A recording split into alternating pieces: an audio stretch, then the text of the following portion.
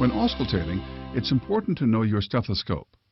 The diaphragm is better for detecting higher-pitched sounds, such as S1 or S2, the murmurs of aortic and mitral regurgitation, and pericardial friction rubs.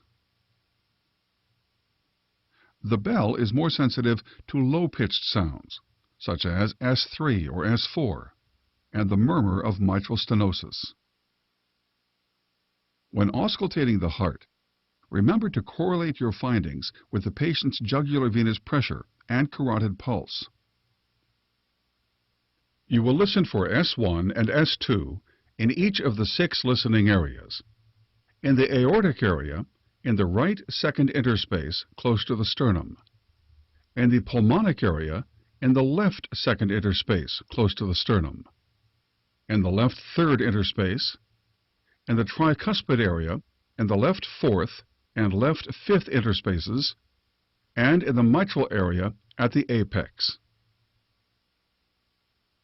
The auscultation sequence will start with the diaphragm of the stethoscope and progress from the base of the heart, moving from the right second interspace to the left second interspace and down the left sternal border to the apex.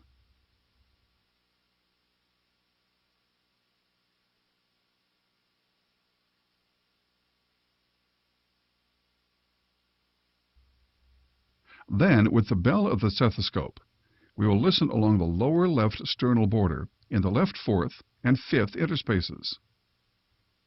Then we will listen at the apex.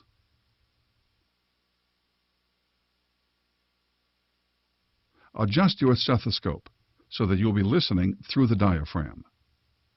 Begin listening in the aortic area at the right second interspace close to the sternum.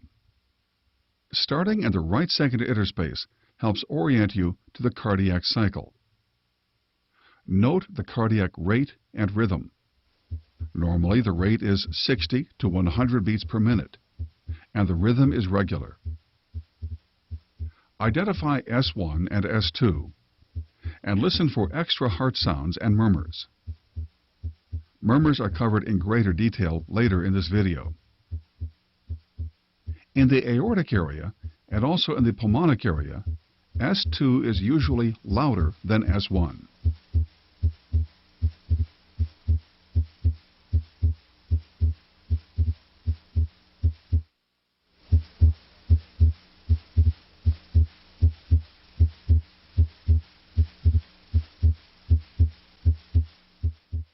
Still listening in the aortic area, but focusing more in the pulmonic area. Try to identify the inspiratory splitting of S2 into its 2 components. Its first component, A2, is from left-sided aortic valve closure. Its second component, P2, comes from right-sided pulmonic valve closure.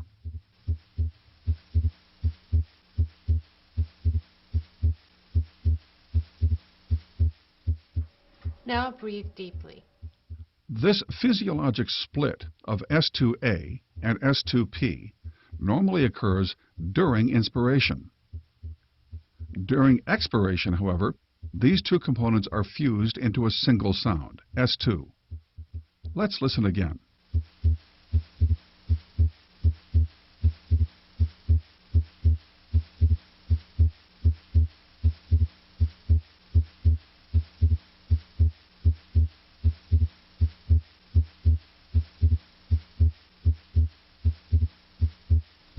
Now breathe normally.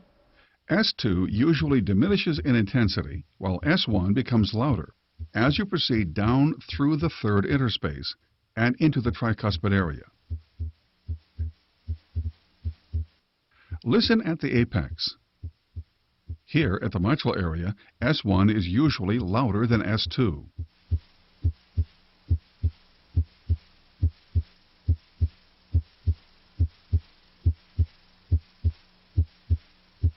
Now, switch to the bell of the stethoscope. Listen next along the lower left sternal border in the left fourth and fifth interspaces. Then listen at the apex.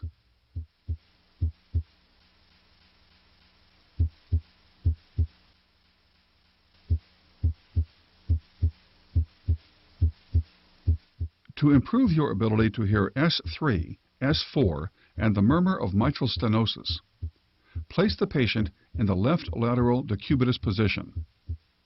Have the patient roll part way onto his left side. Now tip onto your left side. This brings the left ventricle closer to the chest wall and makes low-pitched sounds more audible.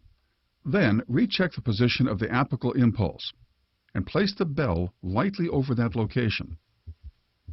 If the patient had an audible S3, it would sound like this. Now, notice how the third heart sound disappears when the bell is placed more firmly on the chest wall. Listen again with light pressure,